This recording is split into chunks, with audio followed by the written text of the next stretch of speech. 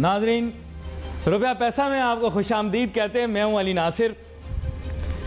वो करण अर्जुन छोड़े हुए हिंदुस्तान में सुना है कि हमारे प्रोग्राम रुपया पैसा की वीडियो जो है वो हिंदुस्तान में टॉप ट्रेंड कर रही है, टॉप 3 में।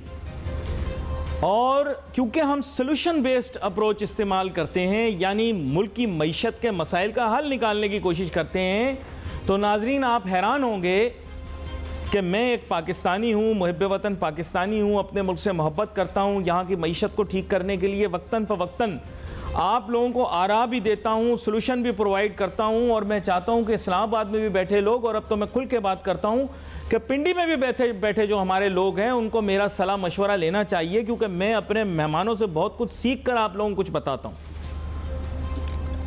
सवाल ये है कि जब हिंदुस्तान, जिसे आप लोग अपना दुश्मन मुल्क तस्वुर करते हैं, हम सब अपना दुश्मन तस्वुर करते हैं, वो भी हमें ज़्यादा दुश्मन तस्वुर करते हैं, वो अपने दुश्मन मुल्क के एंकर यानी मेरी बात को सुनकर उस पर अमल करने के लिए तैयार हैं, तो फिर आपकी डैश को सलाम।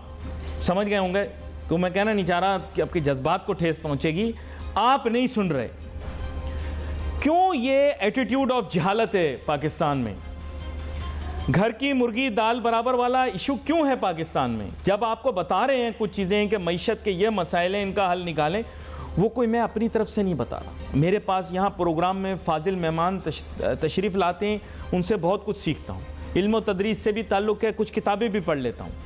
कुछ कोशिश करता हूँ कि हमारे मुल्क के जो बुनियादी मसाइल हैं, माशियात, उसको हल करें, क्योंकि economy is getting very complicated. पर यहाँ पे क्योंकि अब ये साबित हो गया है कि अदानी, अंबानी और इस तक के मोदी भी मेरी बात सुनता है, तो मैं अपनी कौम को जगाना चाहूँगा कि आप जागो, आप भी मेरी बात सुनो। और मैं आपको बताऊं कि साम्राज्यिक कुव्वतें, कॉलोनियल पावर्स, आज के मौजू पर भी आएंगे, कॉलोनियल पावर्स ने हमेशा धर्म जाति के नाम पर इस खित्ते में नफरत फैलाई, और उसके बाद फिर किस तरह से वो आते हैं? इकोनॉमिक पावर के साथ। पहली दफ़ा मैंने एक बात की थी, मैंने कहा ये 4 कौमें हैं, मैं साइन करके 4 मुल्क हैं, साइन करके देता हूं स्टैम्प पेपर पे, दुनिया में कभी तरक्की नहीं करेंगे। कौन कौन से? इंडिया, पाकिस्तान, बांग्लादेश, श्रीलंका। लोगों ने मुझे कहा यार आपने ऐसे ही शरीफ श्रीलंकनों को शामिल कर दिया, वो तो बड़े अच्छे लोग हैं। मैंने कहा देख लेना, ये लोग भी जलीलो ख्वार होंगे। और नाजरीन, तारीख इस चीज़ की गवाह है। मैं आपको फिर साइन करके देता हूं, ये 4 कौमें कभी तरक्की नहीं करेंगी। कौन सी? इंडिया, पाकिस्तान, बांग्लादेश, श्रीलंका। मेरी वीडियो जितनी चलानी है चला लो। आप ज़्यादा खुश हो रहे हो, आपके मुल्क में भी डॉलर बड़ा महंगा होने वाला है। हम तो पहले ही महंगाई के सते हुए लोग हैं। जब आप सताए जाओगे इंडिया वालों, तो आप बंदे के पुत्र खुद ही बन जाओगे। मैं आपको सही बता रहा हूँ, ये महंगाई हम बर्दाश्त कर लेंगे, हम में बड़ी कुव्वत बर्दाश्त है। आप लोगों में कुव्वत बर्दाश्त है कोई नहीं। और आप भी बिकाऊ माल हो, और हमारे पास भी बिकाऊ माल कोई कम नहीं है। मोदी जो कर रहा है, साम्राज्यिक कुव्वतों को ला रहा है हिंदुस्तान में। मैंने आपको बताया मोबाइल फ़ोन और कार हम अपने मुल्क में बना लें। आप कौन से अपने मुल्क के अंदर मोबाइल फ़ोन और कार बना रहे हो? मोबाइल भी आपके चाइना से आ रहे हैं, कारें भी आपके दूसरे मुल्कों से आ रही हैं। जल्द दोबारा से गुलामी में जाओगे, जैसे हमारी गुलामी में पहले आए थे। और गुलाम ही तुम्हें अपना गुलाम बनाएंगे, बिल्कुल जैसे कुतुबुद्दीन ऐबक एक गुलाम था और गुलाम से तुम्हारा सुल्तान बन गया। इसी तरह तुम देखना, कोई गुलाम आएगा और तुम्हारा सुल्तान बन जाएगा। मेरी वीडियो जितनी चलानी इंडिया में चला लो। मेरे साथ बहुत ही आम मेहमान शामिल गुफ्तगू हैं। जनाब ज़फ़र पराचा साहब किसी तारुफ के मोहताज नहीं है, इतने प्रोग्रामों में आ चुके हैं। मेरे ख्याल बराह रास्त आपकी तरफ सवाल लेकर जाऊँगा। ज़फ़र पराचा साहब, निजी गुफ्तगू को कभी मैं प्रोग्राम में डिस्कस करना पसंद नहीं करता, लेकिन भाई मान गए आपको जो पेशगोइयाँ आपने माजी में की डॉलर के मुतालिक, ऐसे लग रहा है कि वो सच्ची साबित हो रही हैं। अब निजी गुफ्तगू को हम टीवी पे नहीं बता सकते, वरना मैं बता दूं। बस इतना कह सकता हूं कि सलाम पेश करता हूं भाई आपकी जो दूरअंदेशी है उसको। और देखिए आपने जो अंदाज़े थे कि चंद लोग जो पहले गायब थे, मंजर आम पे आने के बाद डॉलर की कदर बढ़ेगी और बढ़ गई। जी मैं चाहूँगा थोड़ा सा आप भी खुलखुला के बात करें। जी ज़फ़र। अस्सलाम वालेकुम जनाब। जी बात यह है जी कि हम जो बात करते हैं, हमें तो जो ज़मीनी हक़ाइक़ है उस पर बात करते हैं जी, और उसके अंदर थोड़ी बहुत फिगर्स भी हम देखते हैं जी बिल्कुल। क्योंकि अगर हम खाली फिगर्स देखें तो फिगर्स वालों ने ही इस मुल्क का बेड़ा गर्क किया है। और जो उनके हम फिगर्स के ऊपर जा जा के आज हम जहाँ पहुँचे हैं तो वो आप सब लोगों के सामने हैं। उनकी भारी जो मराहत है, उनकी भारी तनख्वाहें हैं और वो जहाँ से प्लांटेड होते हैं और इस मुल्क का बेड़ा गर्क करके चले जाते हैं। इस वक्त भी अगर हम देखें तो हमारी जो आम आवाम है या दरमियाना पढ़ा लिखा तबका है, उसने इस मुल्क का बेड़ा गर्क नहीं किया। जो बाहर से आए हैं पढ़ के या जो भी अपने आप को PhD और डॉक्टर्स कहलाते हैं, हाँ खुल के बोलें, उन लोगों ने इस मुल्क का बेड़ा गर्क किया है। और इस वक्त जो हमारे मुल्क की हालत है, आप जैसे अपने प्रोग्राम से बात करते हैं, मैं करता हूँ, और बहुत सारे दर्द दिल रखने वाले और मुखलिस जो है पाकिस्तान से, वो रोज़ TV पे, मीडिया पे, हर जगह आके बात करते हैं कि भाई ये चीज़ें गलत हो रही हैं। लेकिन हमको कहीं से भी उम्मीद की किरण नज़र नहीं आ रही। सिर्फ कल एक बहुत अरसे के बाद हमने अमली एक इक़दाम देखा कि जो हमारे सिपा सलार साहब हैं, उन्होंने अमेरिका फ़ोन किया और उन्होंने कहा भाई ये तुमने क्या खेल तमाशा लगाया हुआ है, इसको एक तरफ करो। लेकिन मुल्क की सालमियत उनकी जिम्मेदारी है ना। लोग उन्हें कह रहे हैं कि साहब आपने क्यों किया। मैं तो कहता हूँ बहुत अच्छा किया, क्योंकि मुल्क की बका, मुल्क की सालमियत की जिम्मेदारियां बहुत हद तक उनके पास, दुनियावी तौर पे तो उनके पास, उनकी जिम्मेदारियों में शामिल है कि नहीं, क्या कहते हैं आप? जी बिल्कुल, मैं भी यही कह रहा हूँ, बिल्कुल उन्होंने ही करना है। और हर जगह हमको आखिर में फौज ही नज़र आती है, चाहे हमारे शहर में पानी क्यों ना खड़ा हो जाए। और मैं सलाम पेश करता हूँ आर्मी चीफ को, मैं सलाम पेश करता हूँ कि अगर उन्होंने किया है तो ये हमारे मुल्क के लिए बहुत अच्छा काम किया है। मैं दूसरों की तरह, मेरे ख्याल क्रिटिसिज्म नहीं होनी चाहिए और उन लोगों को भी हाईलाइट करना चाहिए जो कि ये इस तरह की कैंपेनें चलाते हैं हमारे इदारों के खिलाफ और सिपह सालारों के खिलाफ। माजरत जी बिल्कुल, मैं आपकी बात से 100% मुत्तफिक हूँ। और हमने ये भी देखा कि बहुत अरसे के बाद कि कल एक प्रेस रिलीज जारी की है स्टेट बैंक और वज़ारत ख़ज़ाना ने मुश्तरका तौर पे। नहीं तो स्टेट बैंक का जो बेहतरीन रोल था वो पिछले 2-3 महीने से नज़र नहीं आ रहा था, गवर्नर साहब के ना होने की वजह से। वैसे हम ऐसे ही बाकर रज़ा बेचारे को बुरा भला कहते रहे भाई, अब आप मौजूदा हालात देख कर तो उसको दुआ देने को दिल करता है। बुला लो भाई वापस, जैसे ही हमने उसको डांट डपट की। जी माजरत, सॉरी, उनकी हमने बड़ी खिंचाई की थी, आपको पता है जबर साहब। आप तो खैर उनका ख्याल करते थे, मैं लिहाज नहीं करता था। जी देखिए बात ये जनाब, जो फैसले होते हैं कुछ ठीक होते हैं, कुछ गलत होते हैं। हाँ।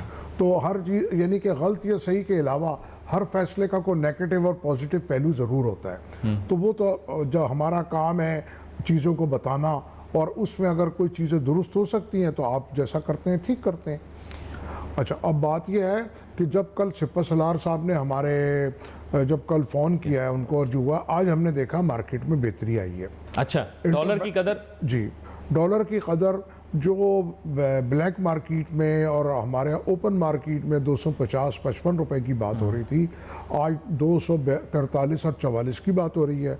और इंटर बैंक के अंदर भी डॉलर नीचे आया है, मामूली सही, लेकिन जी मामूली सही, लेकिन एक जो हाइप क्रिएट हुई भी थी और हर आदमी डॉलर डॉलर कर रहा था, तो वो ब्रेक भी लगी है और थोड़ा रिवर्स भी आया है। देखें, मेरा दिल कहता है कि नथिंग सम्स अप। देखिए माशाल्लाह हमारी पूरी कौम ही शर्लक होम्स है, आपको पता होगा, लेकिन इन मामलों के अंदर हम बड़े भोले बन जाते हैं। मुझे समझ में नहीं आ रही, the numbers do not add up, the statistics do not add up. ये बैंक तो बड़ा शोर मचाते थे, रीड़ा रीड़ा रीड़ा रीड़ा रीड़ा रीड़ा, तो रीड़ा रीड़ा के तहत भी जो है वो रियल इफेक्टिव एक्सचेंज रेट जो है उसके तहत भी मुझे लग रहा है ये रेट तो बहुत नामुनासिब, एबनॉर्मल है। अब कहाँ गया रीड़ा और वो सब हैं, तो ये समझ नहीं आई मुझे। क्या कहते हैं आप? देखिए जी, मैंने आपके प्रोग्राम में कई दफ़ा कहा है कि जो हमारे फाइनेंशियल क्रीडेंशियल्स हैं वो इतने ख़राब नहीं हैं जितनी हमारी करेंसी और इकनॉमी हमारी ख़राब हो चुकी है। इस वक्त मैक्सिमम 190 रुपये सुपर डॉलर का रेट नहीं होना चाहिए। और आपने जो बात की real exchange active time rate की, तो अब तो हमारे यहाँ जो इम्पोर्ट बिल है हमारा कम हुआ है। ऑयल का रेट कम हो गया इंटरनेशनल मार्केट में 40%, कोल का रेट कम हो गया, एडिबल ऑयल का कम हो गया, पल्सेस के रेट कम हो गए हैं, तो हमारा जो इंपोर्ट का बिल है वो काफ़ी नीचे आ गया है। तो ये जो भी रेट है, ये जो फ्री फॉल हुआ है रुपए का हमारा, आज का जो छोटी सी उम्मीद की किरण है उसके अलावा हम बात करते हैं, ये इससे ऐसा लगता है कि जैसे IMF की जो और शराइत है, इसी तरह ये भी कोई शर्त है कि आपको अपना रुपया इतना डिवैल्यू करना है। देखिए, अंदरूने खाना मैं आपको सीन थोड़ा सा बताता हूँ, पस मंज़र पेश करता हूँ। वैसे माशाल्लाह आप ज़्यादा चीज़ों को जानते होंगे। देखिए, अभी जो खबरें गर्दिश में अंदरूने खाना पूरी मीडिया को नहीं पता, वो ये है कि पीटीआई और लोगों के दरमियान जो हमारे मुल्क में फ़ैसले लेते हैं उनके दरमियान एक डील हो गई है, और डील ये हुई है कि इलेक्शन जल्द हो जाएंगे। एक मैं बात कर रहा हूँ आपसे, जो बातें हो रही हैं मैं आपको वो बता रहा हूँ। एक डील हो गई है और डील के तहत जो है वो इलेक्शन जो है वो जल्दी हो जाएंगे। पंजाब की गवर्नमेंट उनको दे दी गई है खैर सगाली के जज्बे के तहत, जिसे कॉन्फिडेंस बिल्डिंग मेजर कहते हैं, जिसके बाद उनको भरोसा हो गया कि हाँ जी आगे भी मामलात बेहतर होंगे। उनको दोनों ऑप्शन दे दी गई है कि अगर आप फेडरल गवर्नमेंट दोबारा से हासिल करना चाहते हो तो आप कोशिश अपनी कर लो, अगर आपको समझ नहीं आती तो इलेक्शन आपको देते हैं। एक टाइम फ्रेम भी आ गया है। एक फाजिल वज़ीर हैं, वो खैर बहुत सारी बातें करते हैं, शेख रशीद साहब, लेकिन उनका कहना ये है कि गालिबन अक्टूबर में अनाउंसमेंट होगी। ये मैं फिर बता दूं, अक्टूबर में इलेक्शन नहीं होंगे, अक्टूबर में अनाउंसमेंट होगी ताकि जो काम करने हैं अक्टूबर में वो हो जाए। ये अब इस पस मंज़र के अंदर ज़फ़र पराचा साहब मैं आपसे चाहूँगा कि आप मुझे बताएं। नाजरीन, पाकिस्तानी मीडिया के ऊपर सबसे पहले प्रोग्राम रुपया पैसा चैनल अब तक के ऊपर इसने आपको ये बात बताई थी कि मामलात किस तरफ जा रहे हैं सियासी नोयत पे। फिर उसके बाद शेख रशीद साहब का भी बयान आ गया और दीगर लोगों का और भी बयान आ गया, और अब आप देखिएगा आहिस्ता आहिस्ता पीटीआई का सोशल मीडिया बिल्कुल ठंडा पड़ जाएगा, और पंजाब के मिल जाने के बाद इदारों के ख़िलाफ़ जो एक प्रोपेगेंडा चलाया जा रहा था आहिस्ता आहिस्ता वो भी ठंडा हो जाएगा। ये आप देख लीजिएगा, खुद ही देख लीजिएगा आप। बात कहीं ना कहीं कोई ना कोई मामलात हल करने की कोशिश कर रहे हैं और अच्छी चीज़ें हल हो जाने चाहिए। अब इस पस मंज़र के अंदर मैं ज़फ़र पराचा साहब आपसे दोबारा बात करता हूं, क्योंकि पिछली दफ़ा आप आए थे तो आपको याद होगा बहुत इंतशार की कैफियत थी पाकिस्तान में, पोलराइजेशन थी। ये डेढ़ हफ्ते पहले की बात है, और तब आप यही कह रहे थे कि अगर दोनों से अगर सीज़ फायर हो जाए, कोई मुफाहमत हो जाए, कोई मुल्क के मुफाद के अंदर कुछ काम हो जाए, सियासी क़ुव्वतों की बात कर रहा हूँ मैं वहाँ जाता नहीं, वहाँ पर फिर मेरे पर जल जाते हैं। तो मुझे ये बताइएगा मौजूदा हालात के अंदर आप क्या देखते हैं कि मुल्क की मईशत अब किस करवट बैठेगी अगर ये मामला जो मीडिया पर छुपाए भी जा रहे हैं, बताए भी जा रहे हैं, ये ट्रू हों और मामला ठंडा हो जाए? क्या कहते हैं आप? देखिए जनाब, मेरा कहना ये है कि इस वक्त जो सियासी हालात हैं और जो सियासी अफरा तफरी है और पॉइंट स्कोरिंग है और जितनी भी सियासी जमातें हैं, चाहे वो अपोजिशन, क्योंकि इस वक्त तमाम सियासी जमातें हुकूमत में, कहीं पे अपोजिशन में है, कहीं पे हुकूमत में, सब मिलजुल के एंजॉय कर रहे हैं। हाँ। और आपकी बात ठीक है, ऐसा लगता है कि सेटलमेंट हो गई है और अभी तुम अपने हिस्से का सबको केक में से हिस्सा दे दिया क्या है। तो मेरा कहना यह है कि तमाम सियासी जमातों को, अदलिया को, मुख्तदर हलकों को, फ़ौज को, इन और जो हमारे कारोबारी लोग हैं वो सब एक मेज़ पे बैठे और सिर्फ मईशत की बहाली की बात करें। मैं फिर वही लफ्ज़ दोहराऊंगा कि मजबूत रुपया, मजबूत पाकिस्तान। ये इस वक्त तमाम मेरे हिसाब से जितनी भी सियासी एक्टिविटी है वो ख़त्म होनी चाहिए। दिल से कह रहे हैं ना? जी, मैं दिल से कह रहा हूँ। जितनी भी पॉलिटिकल एक्टिविटीज़ हैं वो ख़त्म होनी चाहिए। कोई इलेक्शन नहीं, कोई कुछ नहीं। इस वक्त जो है आपको सिर्फ और सिर्फ अगर मुल्क को बचाना है तो आपको एक मेज़ पे बैठ के एक निकाती एजेंडा, 1 पॉइंट एजेंडा, इकनॉमी का रिवाइवल, अगर आप ये नहीं करेंगे तो फिर आपका निशा भी ना होगा दास्तानों में, खुदा ना करे। देखिए, बहुत गहरी बात कर दी आपने। देखिए, इस वक्त कोई भी कहीं से कोई सीरियसनेस नज़र नहीं आ रही, सिवाय कल जो हमारे आर्मी चीफ साहब हैं उन्होंने बजाते खुद फ्रंट फुट पे आके फ़ोन किया है अमेरिकन प्रेसिडेंट को। बहुत अच्छा काम किया। देखिए, ये हमको ये लग रहा है कि उनका फ़ोन, जी, हमको ये लग रहा है कि एक फ़ोन उन्होंने किया, लेकिन उसके सामने से क्या डिमांड्स आई होंगी उनके पास, वो हम नहीं देख रहे। जो कि उनका फ़ोन करना बनता नहीं, लेकिन मजबूरी में उन्होंने आगे आके किया, क्योंकि कहीं पे कोई सियासी, मुल्क बचाना ज़रूरी था ना जी, मुल्क बचाना ज़रूरी है सर। इन पे छोड़ दें क्या सियासतदानों पर? अब आप मुझे बताएं, एक कहावत थी, उसको और ज़्यादा मैं पेचीदा कर देता हूँ, नस्दी भी नहीं, दस्ती भी नहीं, हंसती भी नहीं। मतलब समझ नहीं आ रहा ना, करें क्या। हमारे मुल्क की सियासत की ये कैफियत हो गई है कि ना वो आगे बढ़ रही है, ना कुछ पता लग रहा है, ना कोई जाविया आ रहा है, ना कोई पैगाम आ रहा है। अजीब सी कन्फ्यूजन है, खिचड़ी सी पकी हुई है। दरअसल बात यह है, हमारी जितनी सियासी जमातें हैं ना, हमने उन सबको बिगाड़ दिया है। ये वो लाडले बच्चे हैं जिनके मुंह में फीडर है, जैसे आपने फीडर निकाली वो रोना शुरू कर देता है। आप समझ गए होंगे मेरी बात। और वो जो दूध है वो पी रहे हैं सारे, कस कस के मार रहे हैं भाई आप। वो सारे के सारे बैठे दूध पी रहे हैं। तो अब हमको उनका लाडलापन दूर करना पड़ेगा। तमाम आप इशराफिया कभी किसी चिड़चिड़े बच्चे का फीडर उसके मुंह से निकाल के देखें, फिर देखें रिएक्शन उसका। मैं वैसे आपको बता रहा हूँ, मतलब बच्चे आपने भी पाले हैं, अब तो मुझे भी पालने पड़ रहे हैं, तो वैसे आपको बता रहा हूँ। तो सर ये तो नेचुरल सी बात है, ताकत का ऐसा नशा है। यकीन करें जब बच्चा फीडर से दूध पी रहा होता है ना, वो भी ऐसी नशे की कैफियत में होता है। वैसे अल्लाह ना करे नशे का, मैं किसी को नहीं कह रहा, क्योंकि कुछ लोग नशा भी करते हैं, वो भी नशे की कैफियत होती है। जी माजरत, सॉरी। तो हमको देखिए जी, इस वक्त जो है बहुत ज़रूरी काम है करने के। हमारे पास इस वक्त इतना टाइम नहीं है कि हम तमाम सियासी पार्टियों की एक दिन में 6 प्रेस कॉन्फ्रेंस सुने। ये क्या हो रहा है? तमाम के तमाम रिसोर्सेज उनकी प्रेस कॉन्फ्रेंस के ऊपर इस्तेमाल हो, या वो हेलीकॉप्टर में घूम रहे हों और ऊपर से नज़ारे कर रहे हैं। ये हेलीकॉप्टर में आजकल हर आदमी को घूमने का शौक नहीं, वो मजबूरी है। मैं आपको सच बताऊं, देखें मीडिया पर इल्ज़ाम आया, मैं आपको सच बता रहा हूँ, जो ही हमें नॉलेज आई आपको बलूचिस्तान के हालात हमने दिखाएं। अवाम हमें ब्लेम नहीं कर सकती। सर देखें वो बैकवर्ड एरियाज़ हैं, हमारा खुद एक्सेस नहीं होता, बहुत जगह पर हमारे रिपोर्टर्स भी नहीं होते।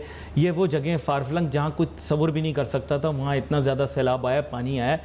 और ये आपको मैं बताऊँ, these were not only floods because of water जो रिवर्स के ज़रिए आता है, this was also because of the excessive rain. तो सर अब मैं क्या करूं, अगर मेरी कौम पर अजाब आ रहा है, हमारे अमाल ठीक नहीं है, तो अब इसका कसूर मैं सारा किसी एक पर तो नहीं डाल सकता। आप मुझे सच बताएं, कल मैं सोच के आया था, मैं प्रोग्राम में कहूँगा, सर आप मुझे बताएं कौम लूत, कौम आदो समूद, जो आप कौम मुझे बताएं जिसके ऊपर अजाब नाजिल हुआ, जिसके अमाल पाकिस्तान के लोगों में मौजूद ना हो। आप मुझे सच बताइए, कोई आप मुझे बता दें कि जो बद से बद काम हो और वो यहाँ पर इंतहा पे ना हो रहा हो। आप मुझे बता दें, तोल में गड़बड़ कितना बड़ा गुनाह करते हैं लोग, हर चीज़ में गड़बड़ कर रहे हैं, नाफरमानियाँ, और मैं क्या बोलूँ। जी सर माजरत। देखिए जी, मेरा कहने का मकसद ये है कि जो भी नए नए लोग हुकूमत में आते हैं वो अपने तमाम शौक़ पूरे करते हैं, हेलीकॉप्टर में, जहाज़ में, जैसा जो भी है। तो इस वहाँ सड़क ही नहीं है तो क्या करें, क्या देखें ऐसे आप बार बार उन्हीं को पकड़ रहे हैं। सर अब बात यह है कि हमको अपने तमाम खर्चे रोकने पड़ेंगे, अपने तमाम जो मराहत हैं वो रोकनी पड़ेंगी अशराफिया की 1% लोगों की। सर फी किलोमीटर 150 रुपया लेती है सर। छोड़े हेलीकॉप्टर पे, कहाँ हेलीकॉप्टर तो इतना सस्ता है, आपको याद नहीं फवाद चौधरी साहब जो साइंस एंड टेक्नोलॉजी के वजीर थे, उन्होंने कहा था 55 रुपये किलोमीटर। हाँ वो कहते 55 रुपये किलोमीटर, मुझे पेशकार बता रहे। सर इतनी सस्ती सवारी आप मुझे बताएं, गाड़ी से ज़्यादा आसान तो ये बंदा हेलीकॉप्टर पर चला जाए। सर इसीलिए 100 रुपये से 250 रुपये हो गया ना डॉलर, कि 55 रुपये उसकी कॉस्ट थी। इसीलिए हो गया ना 250। अल्लाह जाने कहाँ जाएगा। बस सर क्या करें। तो ये जब आप मेरिट पे कोई काम नहीं करेंगे, चाहे इलेक्शन हो, चाहे आपकी सिलेक्शन हो, चाहे आपके जो कंसल्टेंट्स हों, अगर मेरिट पे नहीं आएंगे, आपके मेरिट नाम की कोई चीज़ नहीं है। जो आता है वो कहता है मैं सुकरात हूँ, बुकरात हूँ, अफलातून हूँ, और वो मुल्क का बेड़ा गर्क करके फ़्लाइट पकड़ के चला जाता है। और आज भी यही है कि लोगों ने अपनी फ़्लाइटें तैयार रखी हुई हैं। अब तो लोगों के पास जेट हैं अपने, या किसी दोस्त से जेट मांग के, चाहे उसने वज़ीर आला बनना हो या कुछ बनना हो, वोट के उसमें चला जाता है। देखें सर जो भी कहें, पीर बाबा को कुछ ना, पीर बाबा ऐसे हैं पत्थर में से नगीना भी निकाल लेते हैं, पीर बाबा ऐसे हैं रेगिस्तान में पानी भी निकाल लेते हैं। सर पीर बाबा तो फिर आप माना करें ना, पीर बाबा का अपना कमाल है सर।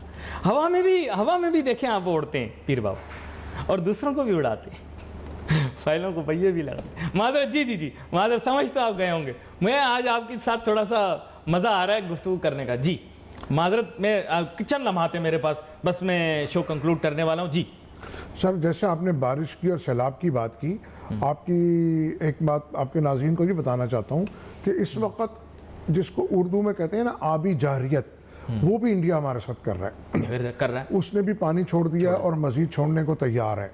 उसके साथ साथ वो हमारी इकोनॉमी के साथ भी यही कर रहा है कि डॉलर का रेट इस वक्त पेशावर में 250 रुपये है, अफगानिस्तान में 255 रुपये है, और यहाँ से जा रहा है, यहाँ से खूब स्मगल हो रहा है। ये बात मैंने आप कुछ दिन पहले इसको पॉइंट आउट की। हाँ जी, काफ़ी ज़्यादा मुख्तदर हलकों को, हर जगह, हर कॉर्नर पे उन्होंने कुछ एक्शन लिया है, ये नहीं कि नहीं लिया।